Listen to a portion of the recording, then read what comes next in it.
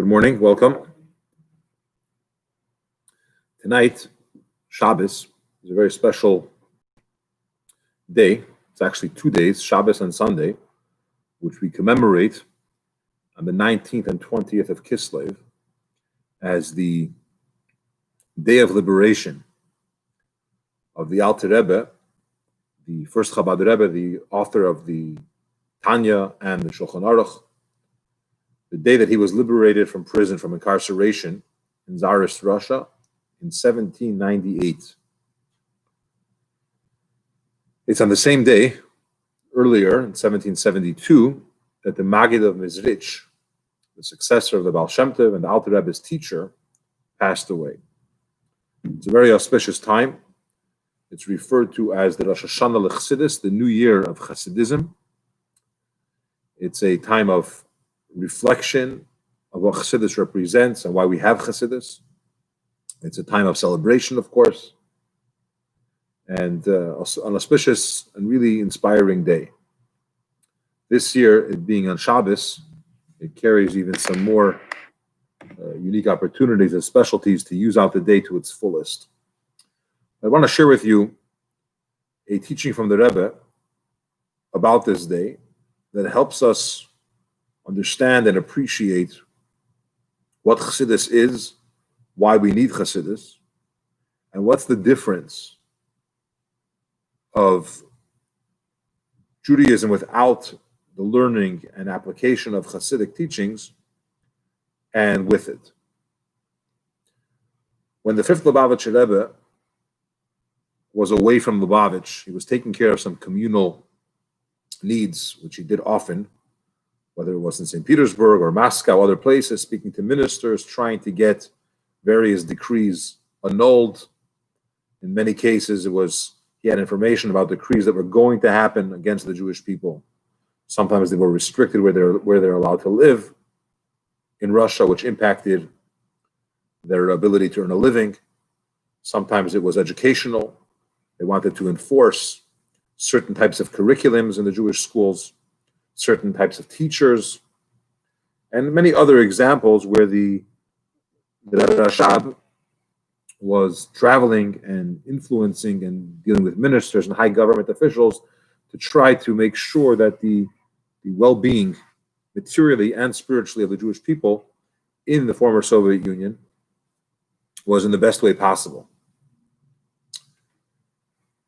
So one time he couldn't be there for Yutas Kislev, and he sent a letter to Lubavitch, perhaps a telegram, where he was giving them greetings and a message and inspiration in honor of Yutas Kislev. And from that letter, we have a lot of insight of what this day represents and a lot of lessons about Chassidus in general. And one of the things that he says there is, it's the day that Ur v'chayus nafshenu, the light and the vitality, the light and the life of our soul was given to us. Now, a little background.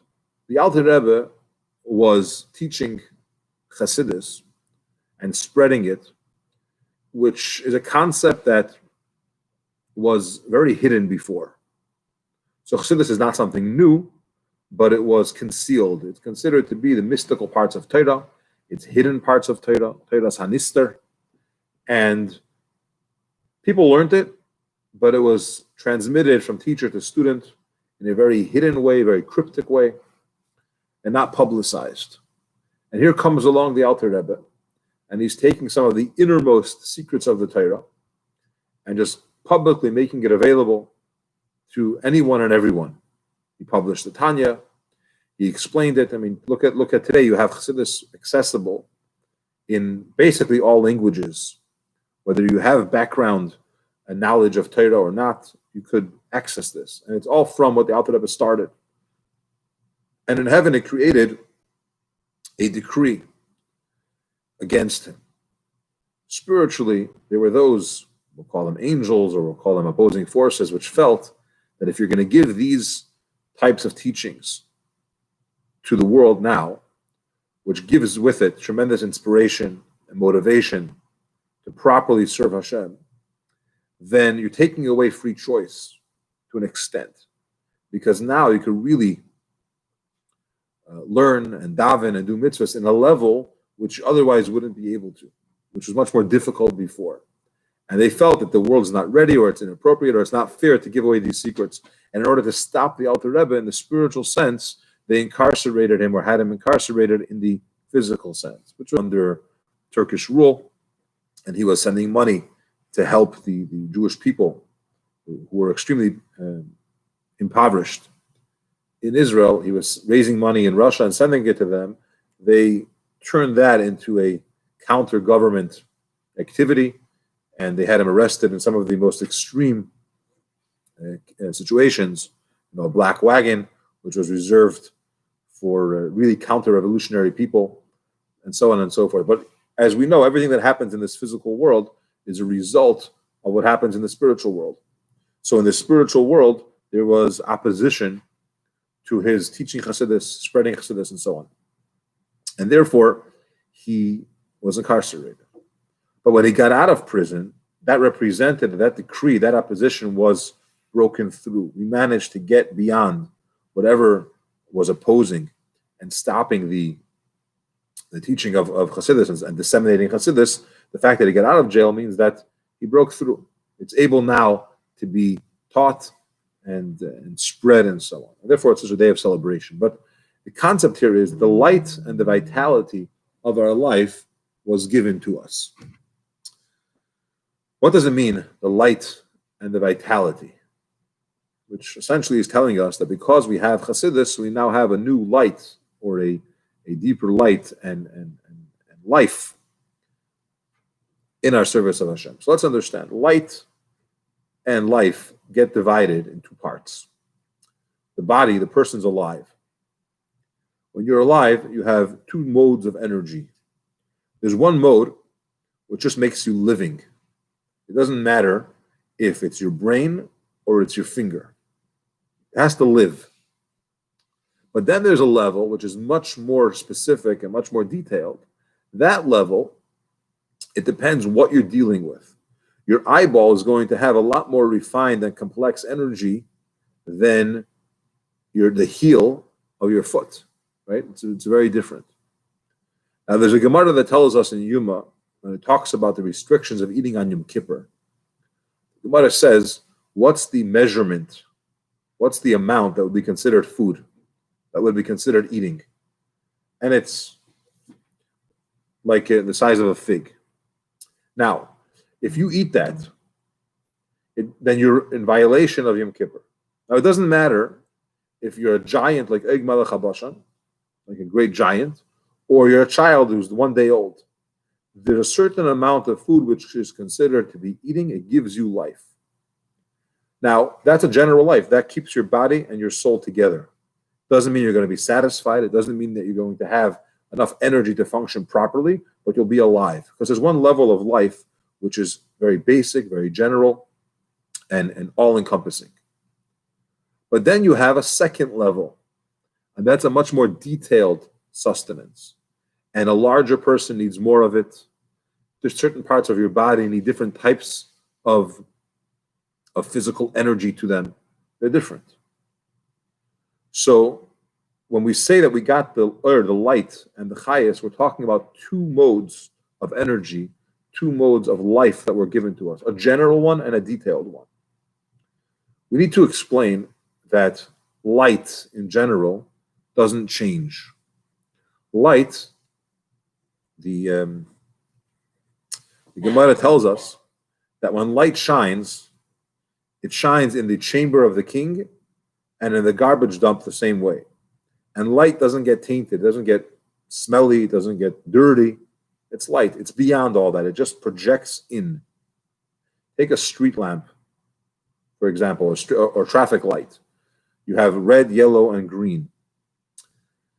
And the light inside them are the same. It's the kli, it's the receiver, the receptacle has the color, and then it therefore portrays it to look a certain way. But really, it's one and the same light. The light that comes in to sustain life, the light that goes into our body, it's equal all across. It doesn't matter if it's the brain or it's the finger or it's a different, more refined part of the body. It goes everywhere equally. But then you have the chayis hanefesh, the life, in addition to light, the life of the soul, and that's very customized. That's very accurate. And the heart, for example, needs a certain type of energy to make it function properly. And a different part of your body, your foot, for example, needs a different type. It's very, very specific. And obviously, the Reb Nosson, he says that the heel of a person is called the Malach HaMaves, the angel of death. Why? Because it has a very, very little amount of life to it. You can put a little poke or needle into the end of your heel, you won't feel it because it's not very living. But the truth is, it has some life to it. It's just very, very small. So you see that when it comes to chayis, it changes based on the need of the receiver, unlike light. Now let's translate this whole thing into mitzvahs. There are two ways of doing mitzvahs, of serving Hashem. And for this context, learning Torah is a mitzvah as well. But in general, when it comes to mitzvahs, you could do a mitzvah in a way of mitzvahs anashim milumada, which means it's a habit. You grew up this way. For example, before you eat, you make a bracha. You don't necessarily think about, you should, but you don't necessarily think about what the bracha means and why you're saying it and the connection that it's creating between you and Hashem. You just eat because you were raised that way, or you learned to do that, and you're doing it over many, many years, and it's second nature.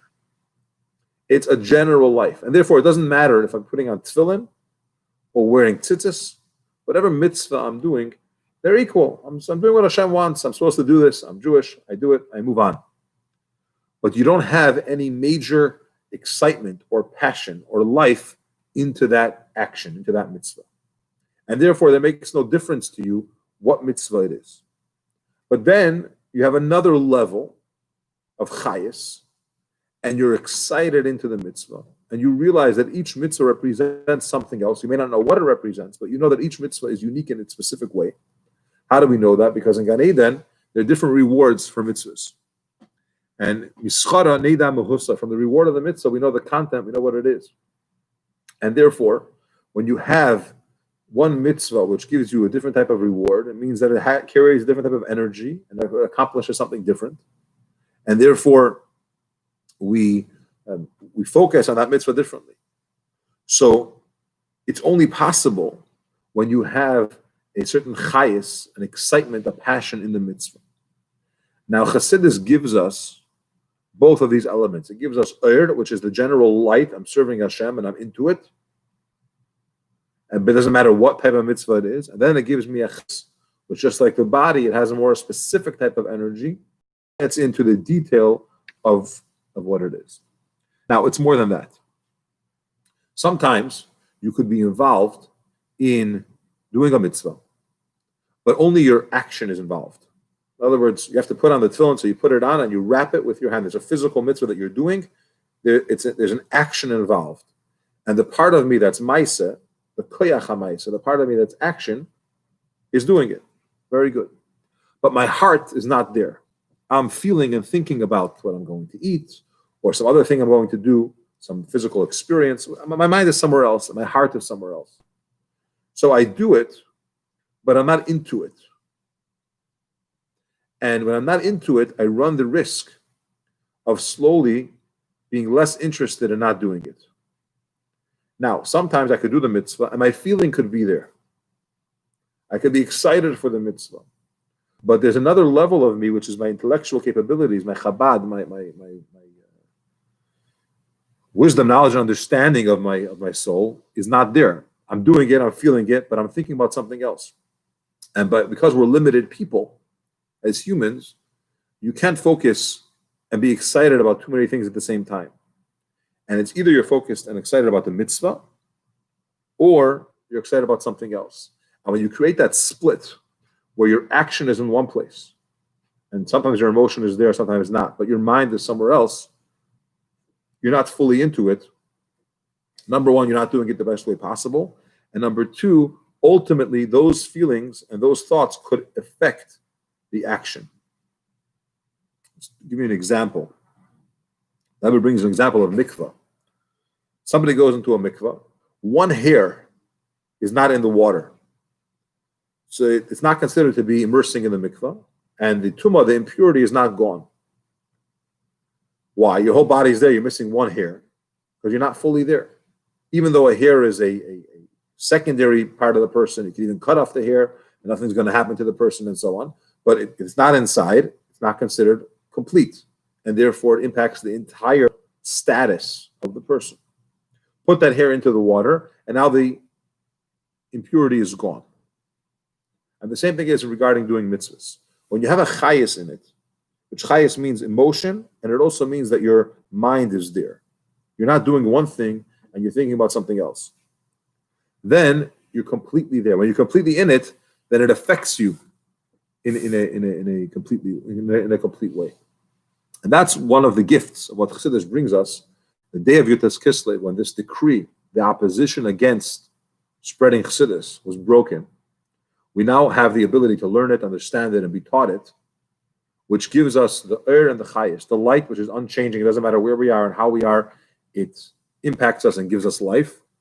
But then we have the chayis, that's the ability to live and have a passion in doing mitzvahs, because it helps us, shows us, reminds us the importance of doing it not just action, but also with emotion, and not just emotion and focus, but also with our mind.